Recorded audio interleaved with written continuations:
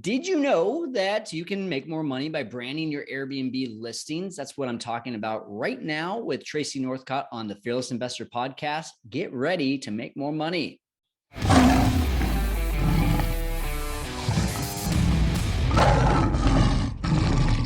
Hey, welcome into the Fearless Investor Podcast. I am Kyle Stanley. You're listening to me right now as you're driving or as you're watching on YouTube, but this video was recorded live in our Airbnb Masterminds page a couple of weeks ago. If you're not a part of that group, make sure to get a part of it. Go to facebook.com and search for Airbnb Masterminds. It's the yellow picture with the brain and the weightlifting, and there's over 100,000 members. So if you're not a part of it, you need to be a part of it. Tons of knowledge being dropped every single day, especially from people like Tracey Northcott, who's talking today about branding her Airbnbs. She doesn't have a ton. She's got 10 listings, but she maximizes the ability to be able to make money in every single one of those listings. It's wild. I learned so much today, the day that I interviewed her on this podcast, because she's just doing all these unique things and affiliates and building her brand and also building other people's brands at the same time has allowed her to be able to create multiple streams of income in her places. And so I'm really excited for you to go and take a look at it. You're also going to be given an opportunity to go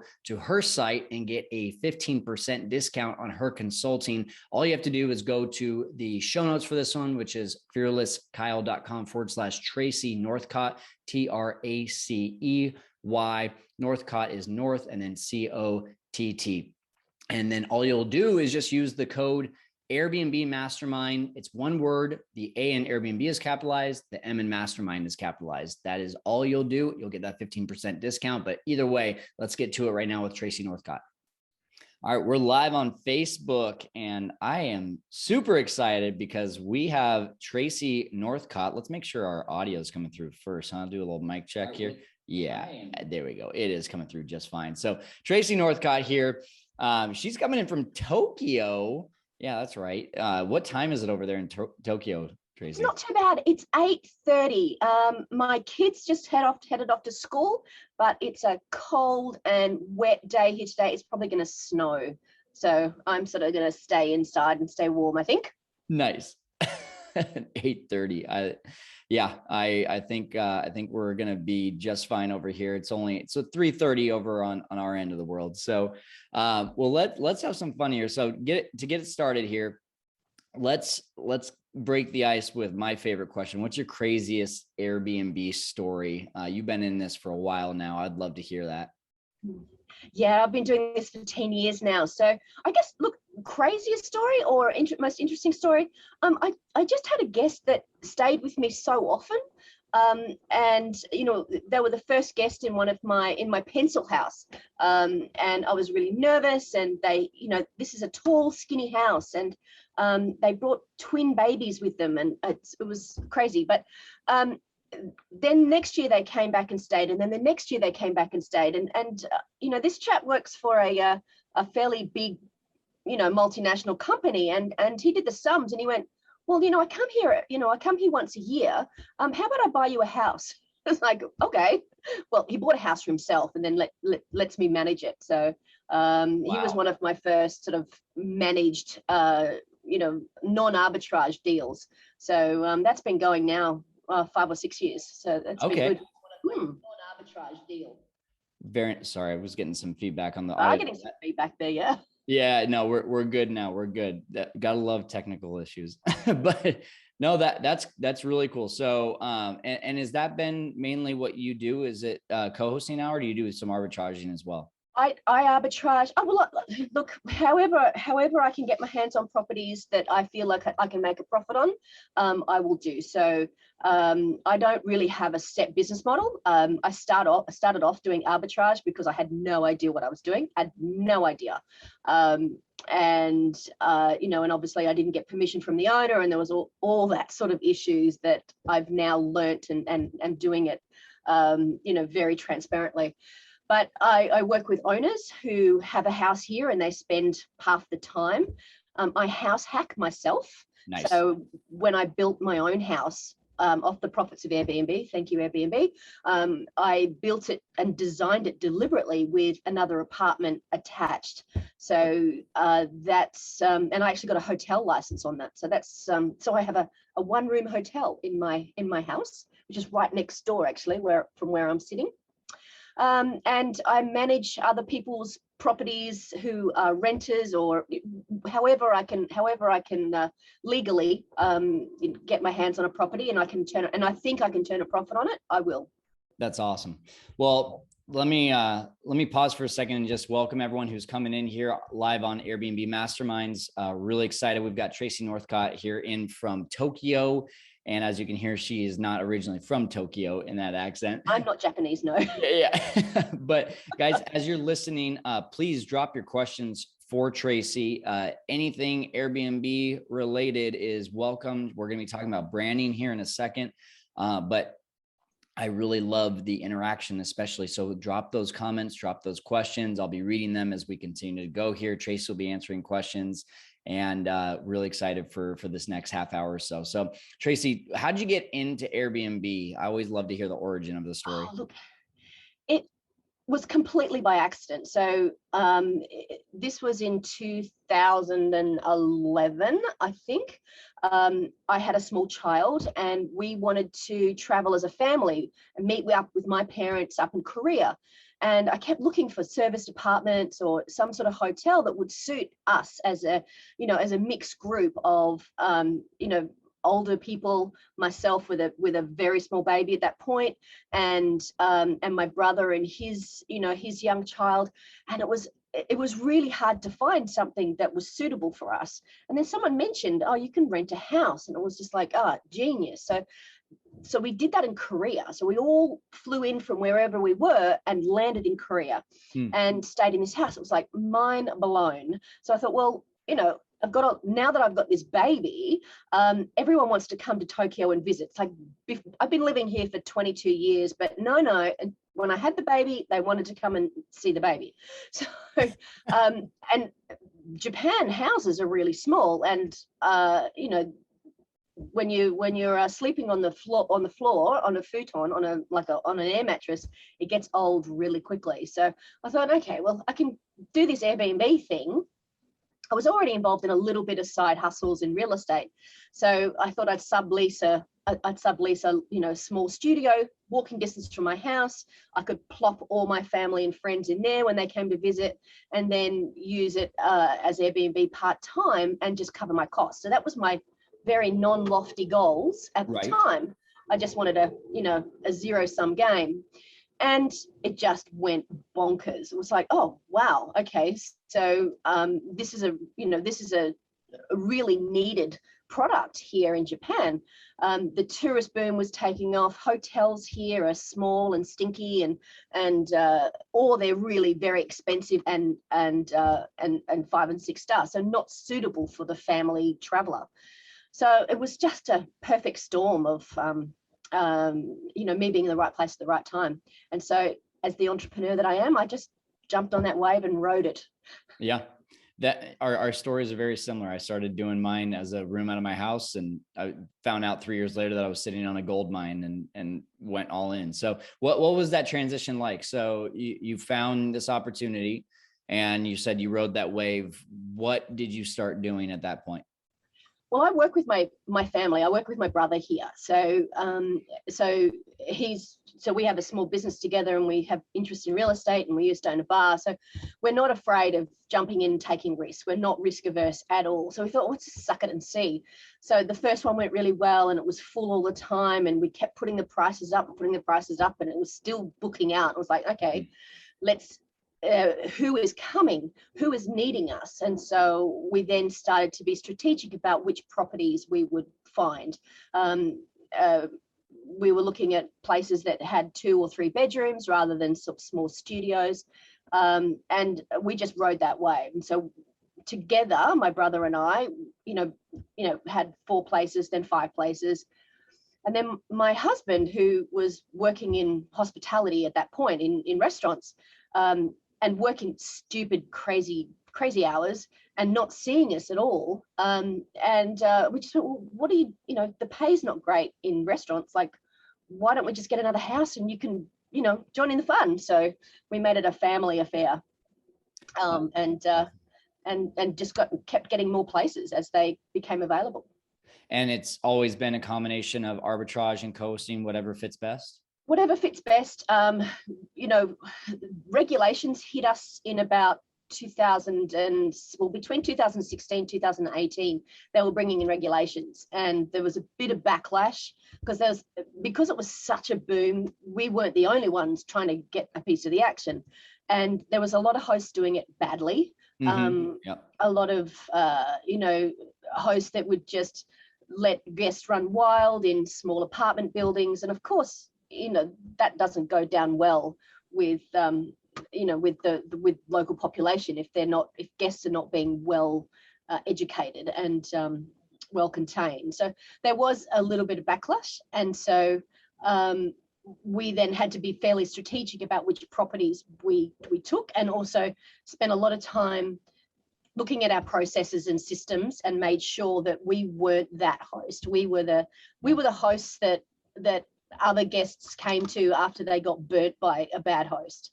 So yeah, that we really positioned ourselves to be professional operators, because we started then moving. We were looking at the numbers and recognized that, you know, the small studios didn't really have a lot of didn't really had the same ROI that a larger 2, 3, 4 bedroom house did, and so we just started focusing on the larger places then, and then recognizing that that's where the profit was, but also we needed to really up our game in terms of the professionalism. Yeah, I couldn't agree more with that. And I think that's, you know, the bad news is what always hits the newspapers, right? And so whenever, you know, I get articles sent to me all the time, you know, oh, party and gunshots and all this stuff. And I'm like, yeah, but you don't ever see the headline being host gives a guest a 5-star stay, you know, or guest is the best guest that a host has ever seen on Airbnb. You don't see the good things. And so it's really tough though. And I think for that reason though, we do have, especially for those like us, we have a duty to teach a lot of people how to be good hosts so that we can keep this house strong. So how have you gone about, you mentioned being better and being more professional. What are some things that have kind of, you know, we're talking about branding today, right? So I think branding along with that comes with a very professional experience and feel, and treating this like a business and not like a hobby. So what are some of those things that just kind of level you up in terms of the way that you're approaching things professionally? I think working on your business is pretty important, like looking at, you know, taking a bird's eye view and just sort of deciding what you're selling, what it is that you are, what you're exchanging for money. So we decided very early on that we were not selling cheap accommodation. That's not my product. I don't sell cheap accommodation. The fact that you can stay in our places is kind of, you know, is just part of the package. And, you know, what we sell is a solution to a problem. And we sell to people who are coming into Tokyo, have a certain demographic, they have certain needs, certain wishes, certain desires, something that's going to make them happy. And we are that for them and for that particular demographic. So when I say branding, it's really just a fancy way of saying, well, what is the experience that I'm offering and what are people paying for? So, and so then it goes beyond how much it costs. So, you know, we're not just exchanging a bed for money, or we're looking at the total value that guest is paying for, and we obviously then amp up the value, and so the guest feels that that's a very good exchange of their money for what they're getting. That's great.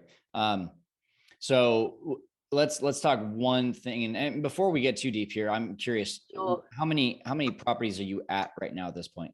I was at 25 before the Olympics. Pandemic hit. It was a very ugly, grim story. That's another whole podcast altogether, Kyle. We have 5 of our own, and we also manage another 5 on top of that. Okay, got it. So sorry, how many in total you cut out there? That's 10. Yeah. Okay, cool. So with those 10, it sounds like you've put a lot of effort into branding. Let's pivot there and talk about that specifically. What is the you know, a lot of people, especially starting when you started, you can throw something up on Airbnb and it's like, hey, you'll make money, you know, Booked in 10 minutes. Yeah. a little bit different today. So why do you think branding is the answer to that? We at one point had a lot of units, and because we were sort of feeling it out, we were just grabbing anything we could. And then what I recognized, the more properties that you have, the more things that can go wrong. And our choice was to have fewer properties, but higher margins on each one. I mean, obviously, there's so many different ways you can run a business. How we chose, how it fits our lifestyle and the way that we host, it's a smaller portfolio, more of a boutique portfolio, but larger places, bigger groups, and suiting a slightly different demographic, and being very clear about who we serve. And that's really the first place that we started. So we branded our business Tokyo Family Stays. So who we serve, where we are, what we do is baked right into the name of our business. So it's in the DNA of everything that we do. That's awesome. So it sounds like families are your main clientele.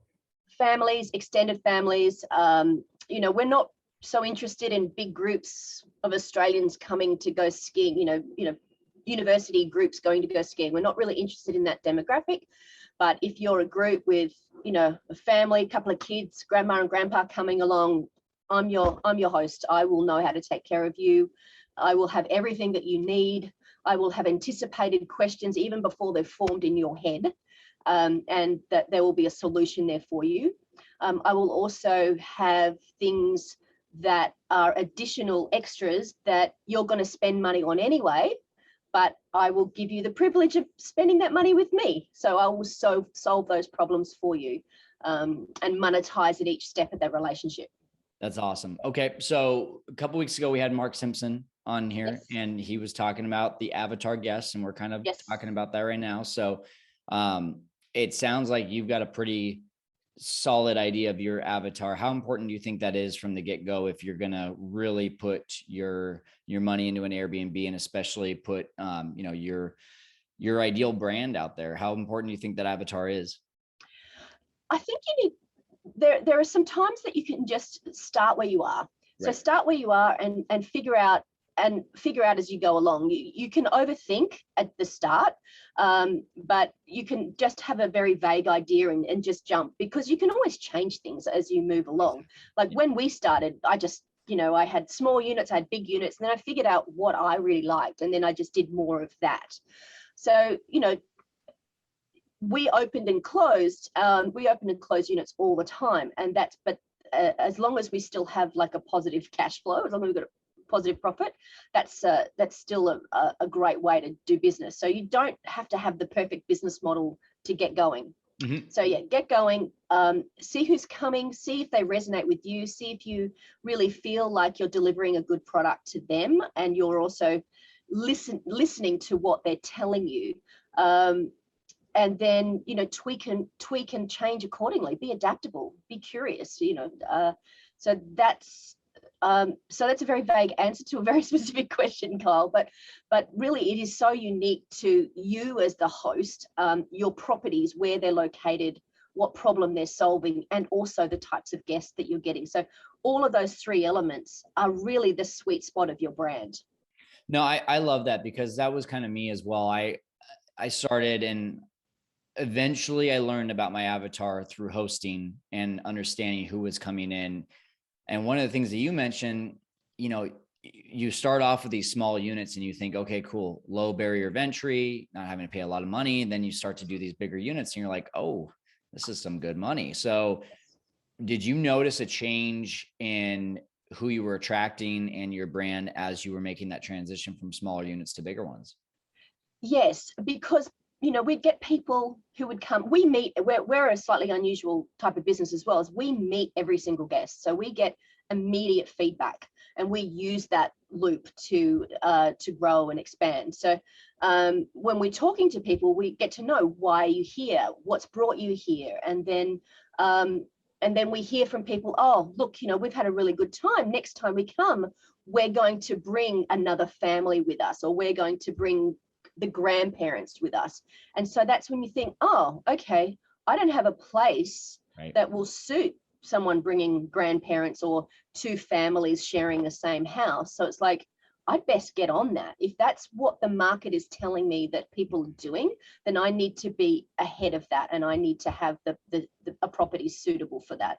And it's really just listening and being nimble and jumping. Like I said, I have a very low threshold for risk. I don't have a problem with taking a risk, because I know that you can always shut things down if something's not working, and adapt and change. So that's me, and I know other people have different levels of risk averseness. But what I'm saying is, I'm curious. I'm really keen to get stuck into things and give them a go, and I'm here, and I've built a beautiful house, so it works.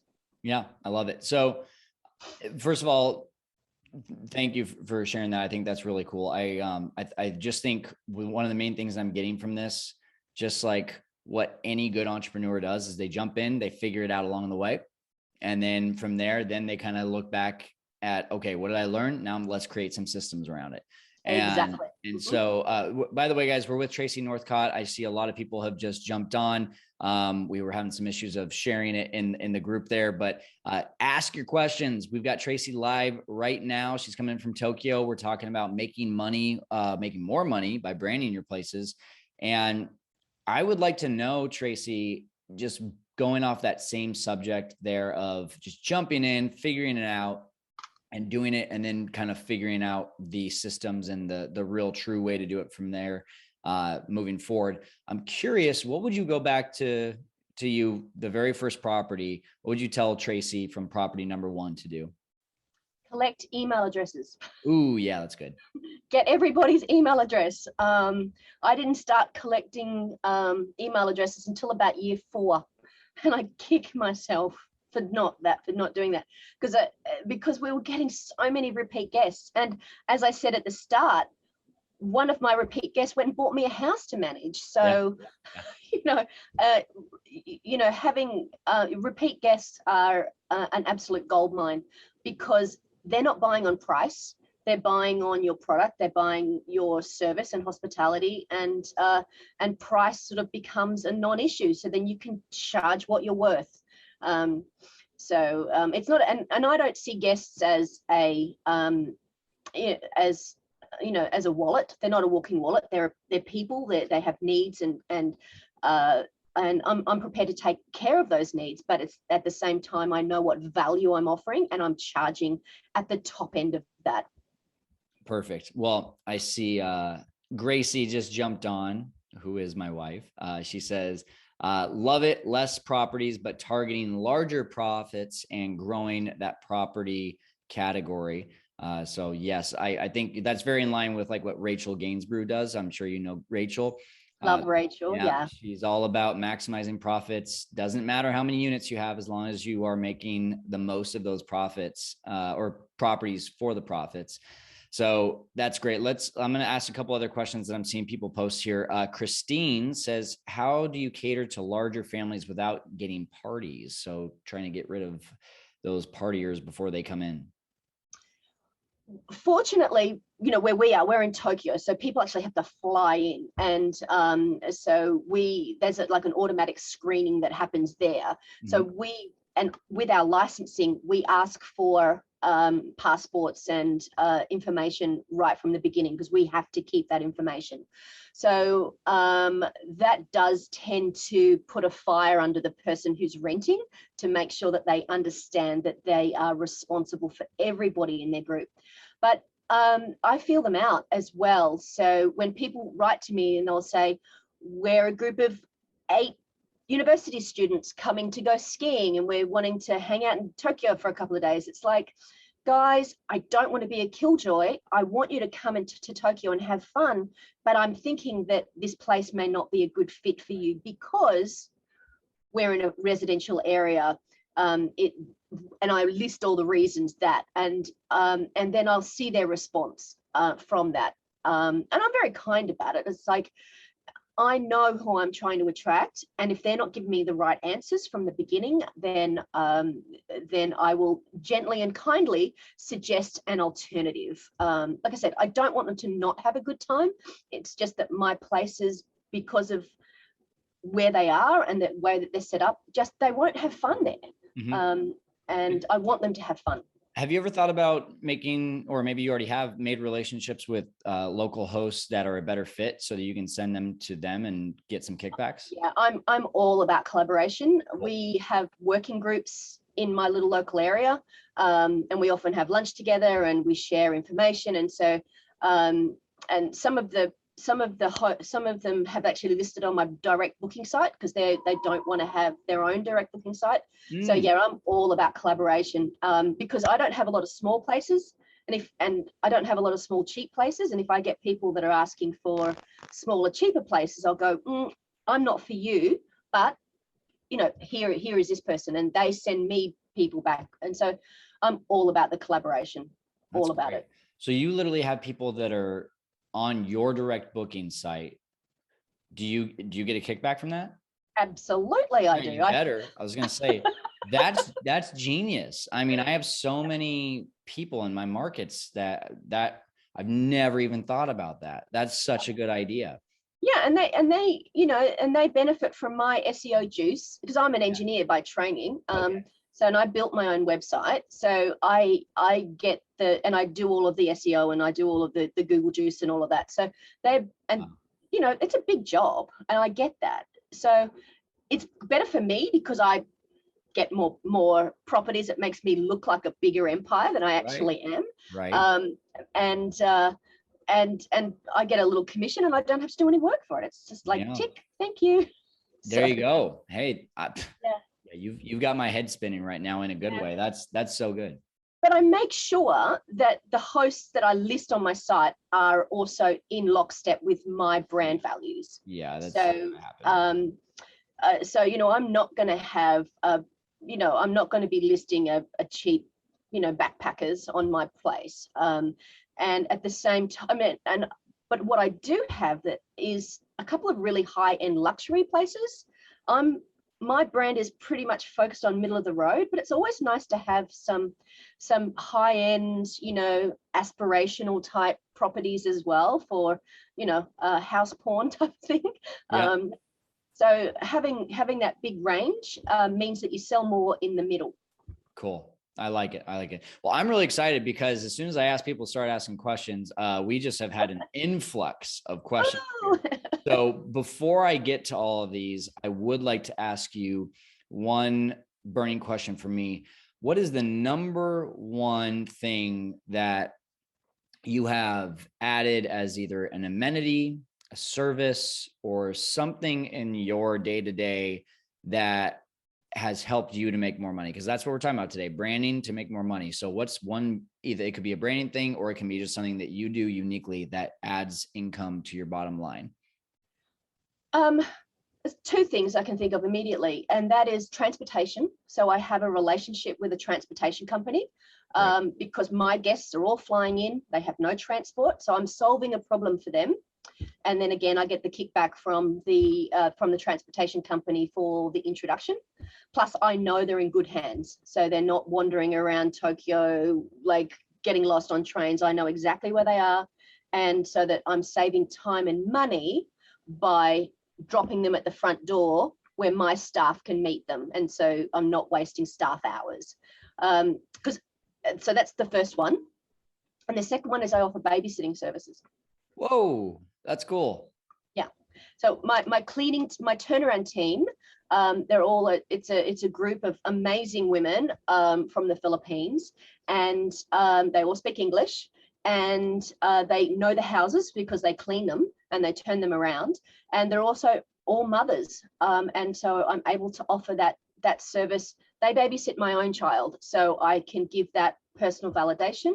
And it's a win-win. Like, guests are deliriously happy because they know that their kid is safe at home while the family can go off and have dinner, and do adult things rather than be doing child things all the time. So that's knowing my demographic and knowing listening to them and going, oh, you've got a problem, let me solve that and monetize that. That's good. Boom.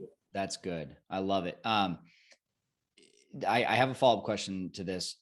You have transportation, you have your direct booking site that you're getting some kickbacks for with other hosts. You've got the babysitting. Of course, you got the nightly rate. Are there any, that's 4 streams of income within your business. That's pretty cool. Is there any other streams that we haven't mentioned?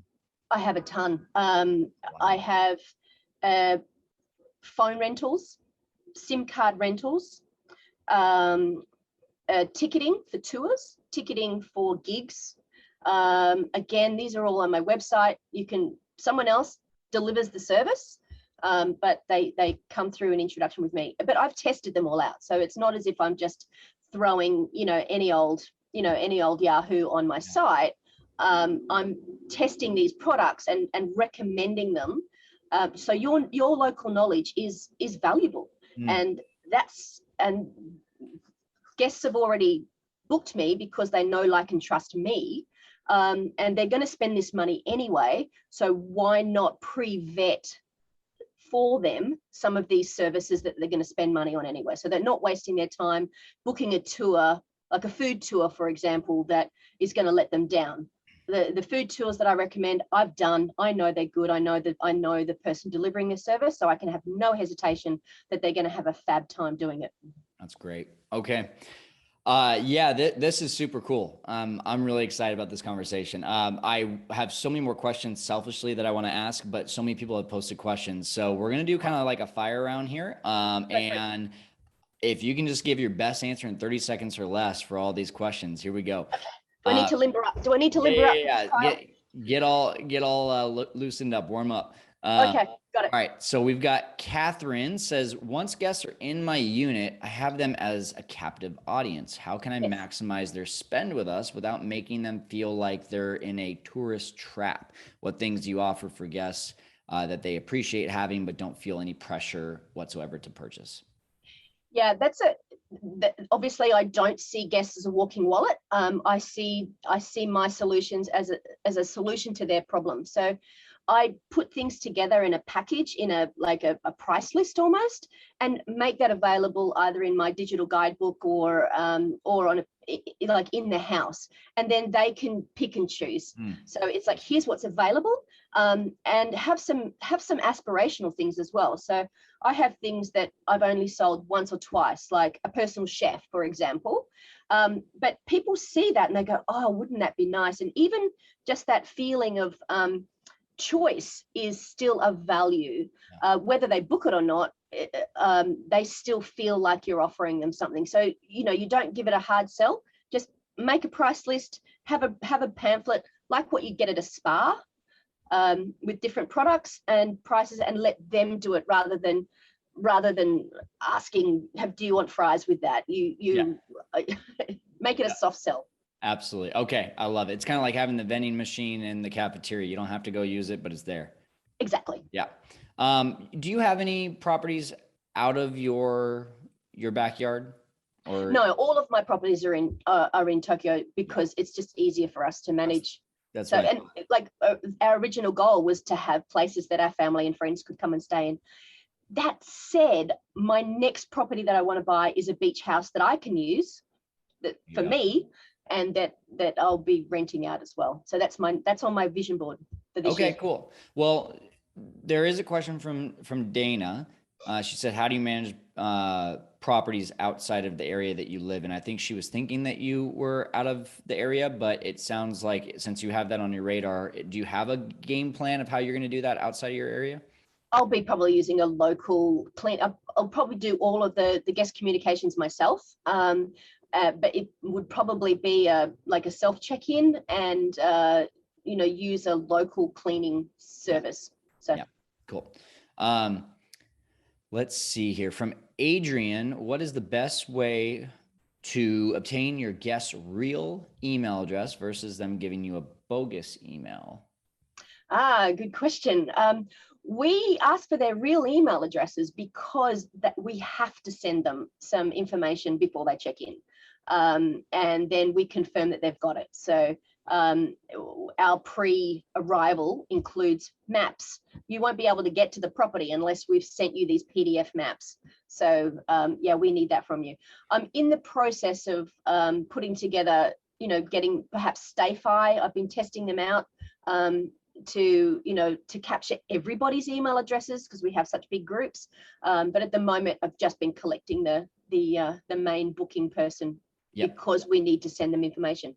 There you go. And Adrian, StayFi, essentially, in order to log into an email or to a Wi-Fi, you have to provide your email address. So that's what Tracey's referring to. That's a good one. But we do kind of the same thing as you, Tracey. We have our guidebook as our lead magnet, you could call it. From either Tanner or Tanar, what's one of the most important lessons learned going through the process of doing STRs from your experience? What's the biggest lesson from doing STRs? Yeah, what's one of the most important lessons learned, I guess, maybe about the short-term rental industry? I'm not sure exactly what Tanner's getting out there, but what's one learning lesson that you can share with everyone if you were fresh and brand new again? I think remembering that looking after people where they sleep is a real privilege. And so thinking, trying to think of everything that someone is going to need, keeping that as part of the core of your brand really will show that you care. And people, we've been talking a lot about money here today, but one core element of my brand is really that we do care about people where they sleep, and we think that that's a real privilege, and we try to show that. We try to show that love and care to our guests by the things that we include. Perfect. Just so some of you know, you might be noticing I'm not asking your question. We have so many questions coming in. I'm trying to keep it to the same topic here.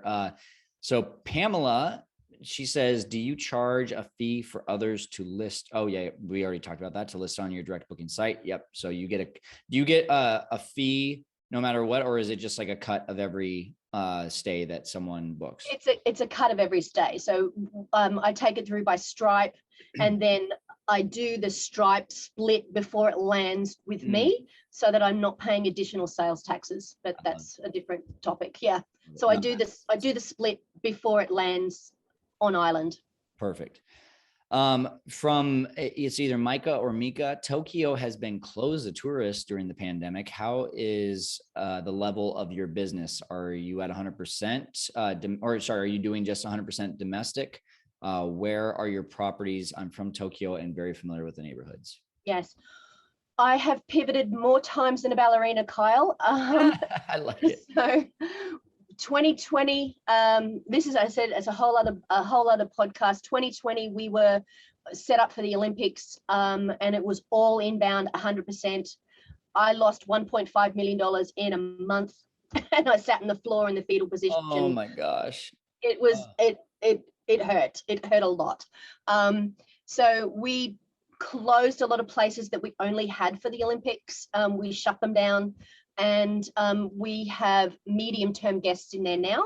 So Tokyo is shut for tourists, but I've been able to pivot to people who are looking at medium stays, who are Japanese people coming back to Japan, and quarantining, and also spending time with family. So there's a lot of Japanese people can come back. So I'm looking after Japanese families, or people who are doing relocations between cities. So they might be doing 2 months in Tokyo, 2 months back where they are. So yes, I really have gone into the more of the corporate relocation type thing, but still with families. Cool. Have you noticed a change in occupancy or nightly rate due to that? Yes. So yes, but you're ready for things to open back up, is what you're saying. I'm white knuckling it, Kyle. White knuckling. I'm ready. Like I watch the news every day, going, "Come on, open these damn borders." So yeah. And I think that, just a learning lesson that I have there, because I'm in a vacation market. I'm in a kind of mix between the two, and then I'm in a completely not vacation market. And what I can tell you is that the more vacation-y you get, the higher the profits, but also the higher the risk in case, a pandemic happens, which no one ever expects.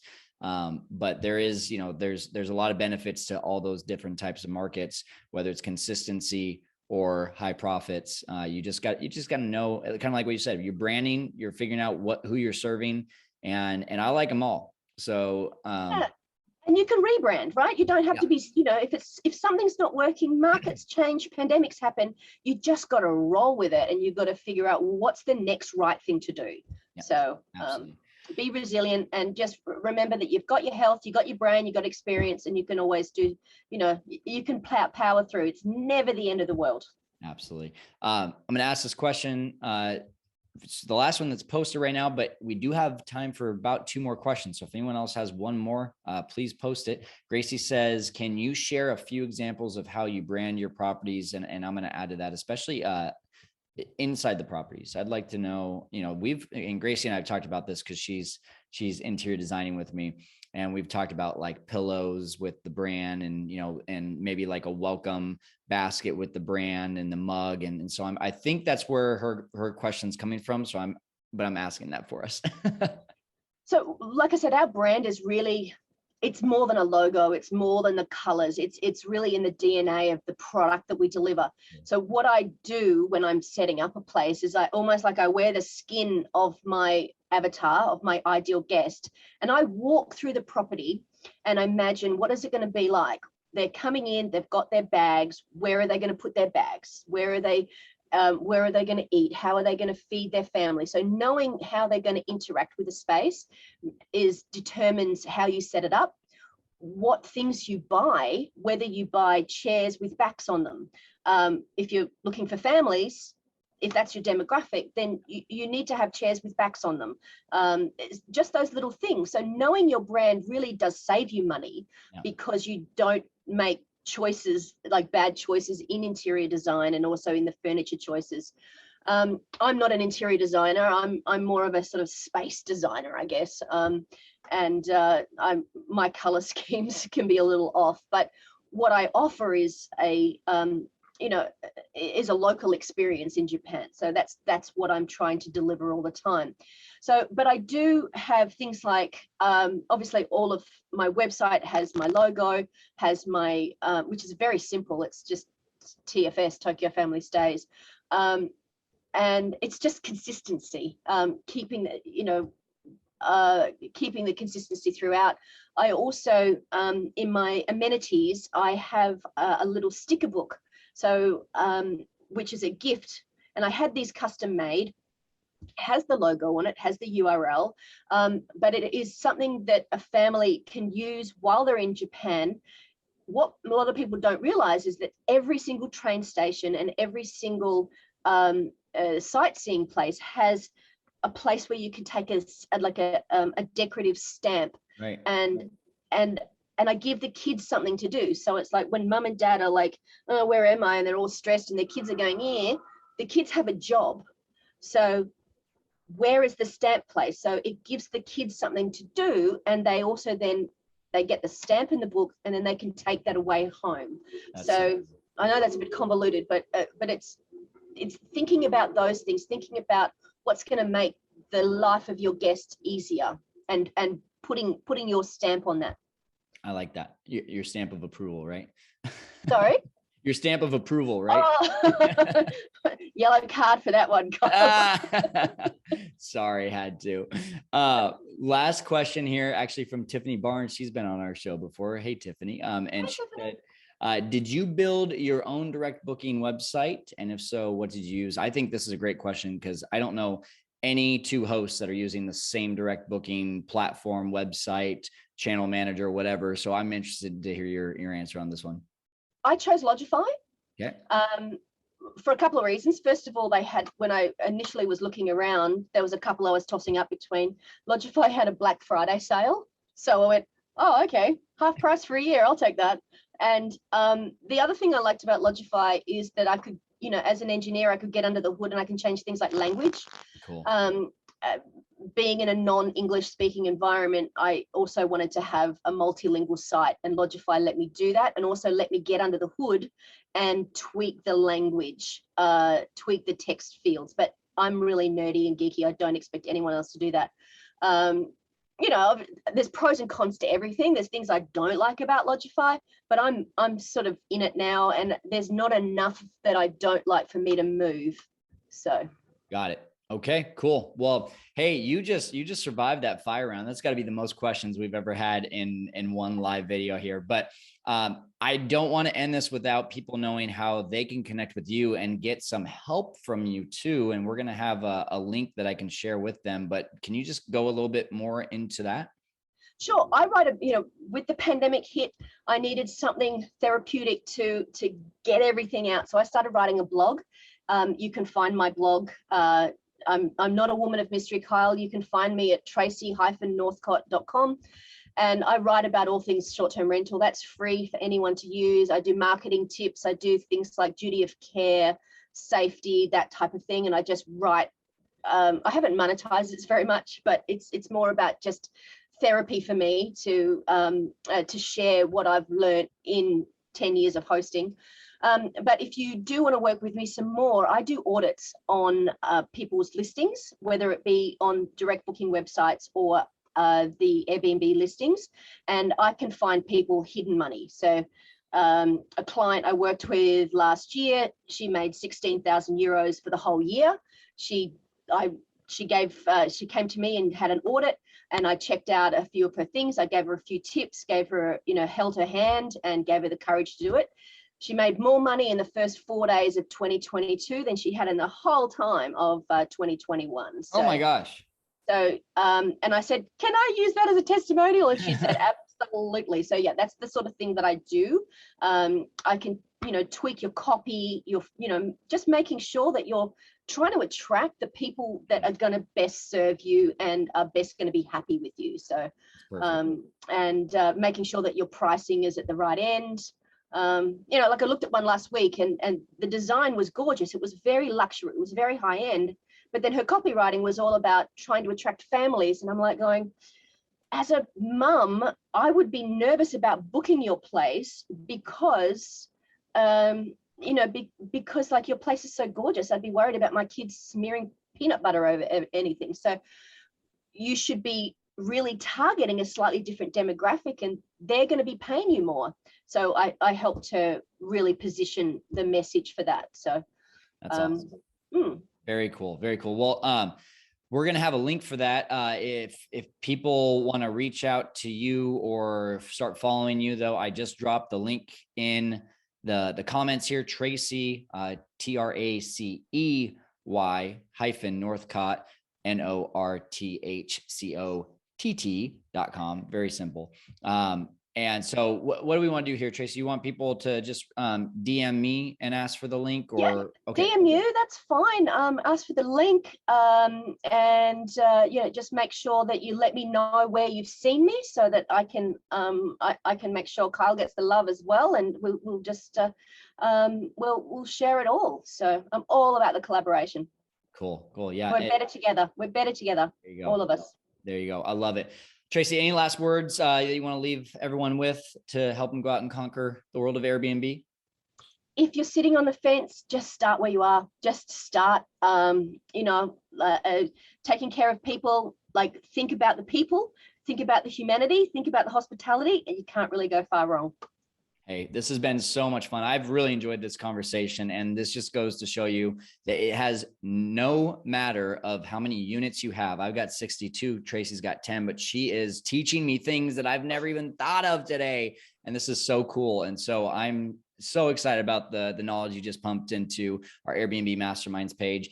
And if you guys are watching this on replay on YouTube a couple weeks later, well, wow, I'm sure you've enjoyed this just as much. But Tracey, thanks for being with us. One more time, the show notes are fearlesskyle.com/Tracey Northcott, Tracey, Northcott, Northcott. And you can go to that site that's on our show notes. You can click on it and go to the checkout page with her consulting option, get a 15% discount, and get started on branding your Airbnbs and upping your income in all of your places. That's it today for the Fearless Investor podcast, where we're helping you to conquer the world of Airbnb. We'll see you next time.